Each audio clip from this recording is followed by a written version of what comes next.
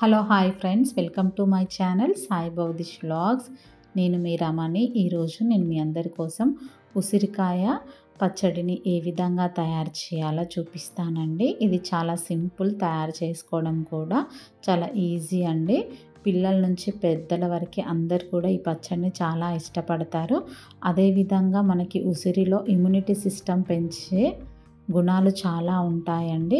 ఎందుకంటే ఇందులో vitamin C అనేది చాలా ఎక్కువగా ఉంటుంది కాబట్టి ఈ సీజన్లో దొరికినప్పుడు దీన్ని ఈ విధంగా పచ్చడి చేసుకొని తినడం వల్ల మనకి ఇమ్యూనిటీ సిస్టమ్ స్ట్రాంగ్గా ఉంటుంది. మరి ఇంకెందుకు ఆలస్యం, వీడియోలోకి వెళ్దాం పదండి. ఇక్కడ నేను స్టవ్ ఆన్ చేసుకొని ఒక కళాయి స్టవ్ పైన పెట్టుకున్నానండి. దాంట్లో ఉసిరికాయలని వేయించుకోవడానికి ఆయిల్ పోసాను. ఇక్కడ నేను 1/2 కేజీ ఉసిరి తీసుకున్నాను కాబట్టి 1/2 కేజీ కంటే కొంచెం తక్కువగా ఆయిల్ తీసుకున్నాను. మీకు కావాలంటే ఇంకొంచెం కూడా పోసుకోవచ్చు.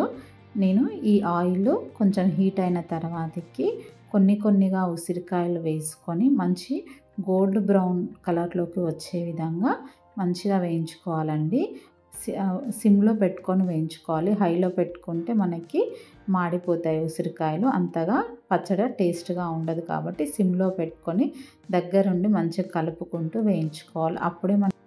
అప్పుడే మనకి ఆ ఉసిరికాయలో ఉన్న పచ్చి వాసన మొత్తం పోయి మనకి పచ్చడి అనేది వగరుగా లేకుండా మంచిగా ఉంటుంది. ఈ విధంగా మనం గోల్డ్ బ్రౌన్ కలర్లోకి వచ్చే విధంగా వేయించుకోవాలి. అటు ఇటు మంచిగా తిప్పుకుంటూ రెండు వైపులా మంచిగా కాలనివ్వాలి. ఈ విధంగా కాలిన తర్వాతకి వీటిని మనం వేరొక బౌల్లోకి తీసుకోవాలి.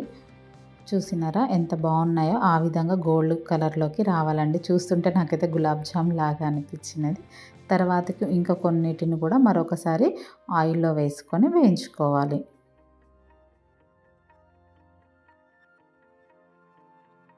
ఇక్కడ నేను 1/2 కేజీ ఉసిరికాయలని 2 సార్లుగా విడివిడిగా వేయించుకున్నానండి.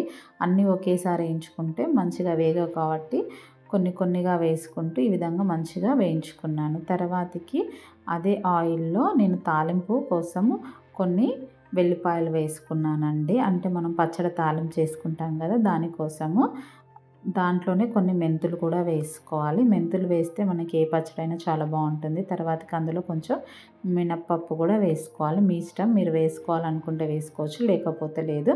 నేను ఏ పచ్చడిలోకైనా వేస్తాను. తర్వాతకి అవి మంచి గోల్డ్ బ్రౌన్లోకి వేగిన తర్వాతకి మనము దాంట్లో జీలకర్ర ఆవాలు కూడా వేసుకోవాలి. అవి కొంచెం చిటపట ఆడిన తర్వాతకి కరివేపాకును కూడా వేసుకోవాలి.